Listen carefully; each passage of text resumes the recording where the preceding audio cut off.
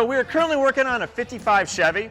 The car itself was a nice original car, so not a lot of weird body damage, not a lot of rust, but it's off at the Media Blaster right now, so when it comes back, we'll really know. We do have a really nice Road Shop spec chassis, and we have an LT4 with an 8-speed transmission. With the combination of the LT4, the 8-speed, and this chassis, and a big set of brakes, we should be a little bit more towards modern car territory with our 55.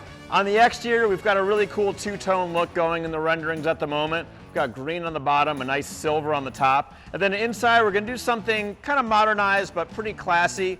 All brown leather, some nice custom-made metal parts to strike through the centers of the door. We're gonna clean up the dash a bit and just make it comfortable. We want our customers to get out and use this stuff. Obviously, modern air conditioning, all new wiring. But at the end of the day, we should have a show car that can be driven hard and enjoyed thoroughly. So we can't wait to get started and show you more as we go along.